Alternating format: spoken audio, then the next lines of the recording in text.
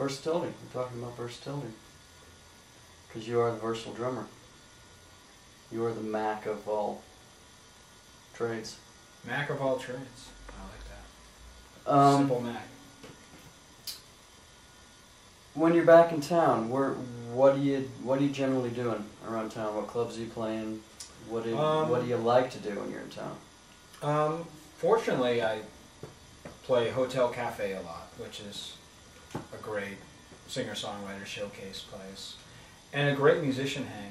There's just always great musicians there, and very supportive. People come out to very supportive, and a great listening room, but also has a great area in the back where musicians can just hang out and just catch up with what's going on. So fortunately, the green room, as I like to call it. The green room, yeah. Yeah. Yeah, exactly.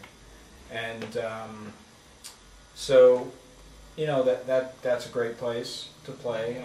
That would be one of the main places that I play enough, and then I do some gigs with my rock trio, just fun. Plug it. Let's hear the name.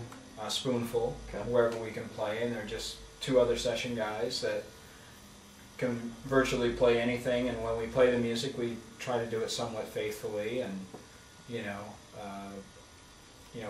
kind of bring the right gear, and still play it our own way, but guitar player will bring 12 guitars if he has to, so he can match the tuning of Keith Richards on a particular song, or and every time he picks up a new guitar, he takes another shot. Yeah. So yeah, there's a little bit of partying that goes right. on too. But we're being very authentic to the artist. It's great. I love that. I love the trio. Yeah, it's great. Exactly. It's a lot of fun. So, and the trio constantly grows too, to a quartet and a quintet. Yeah, depending on the So now there's 8 guys in your trio, right? Yeah. Yeah, it's an 8-man trio. Right. Yeah. Are there places that you play, the same places that you like to go out and do music? Yeah, they kind of are. There's Molly Malone's, which, is a great kind of anything goes club. And another place that is not too LA, you kind of feel like you could be at any Irish bar. It's interesting that it's not the Sunset Strip so much anymore. I mean, yeah, you still have the Roxy where you have great shows and the Viper Room and stuff like that. I mean, they're all valid and they're great showcase clubs, but they might, maybe it's the way traffic is, maybe it's that, a lot of musicians, they just want to go to a place that's a little off the touristy section of LA, and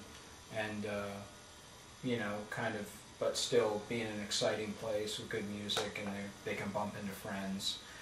Stuff on the Sunset Strip can kind of be a night out, can kind of be a commitment, a big parking thing, and it can be a shuffle. It can be, kind of a tough thing, especially on the weekends in LA, as you know. Yeah, and you just kind of get used to the places that you might frequently play. Mm-hmm.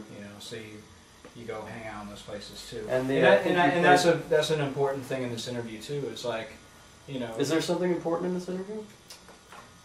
Not really. So it's the first important. It's important thing. to me. It's the first important thing in this interview. Right. Okay, exactly. Right. Don't drop out of college now.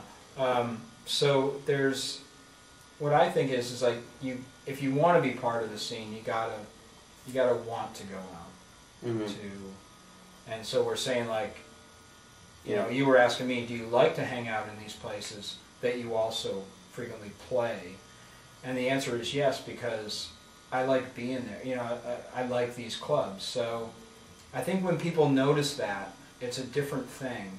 But you got to enjoy yourself being out. You got to go there, like, I mean, we're all looking for work. We're all, but you have to be, but people just want to see in a supportive way that you're out. Not that you're just out for yourself, but you're supporting these other musicians. That builds your network, that builds your community.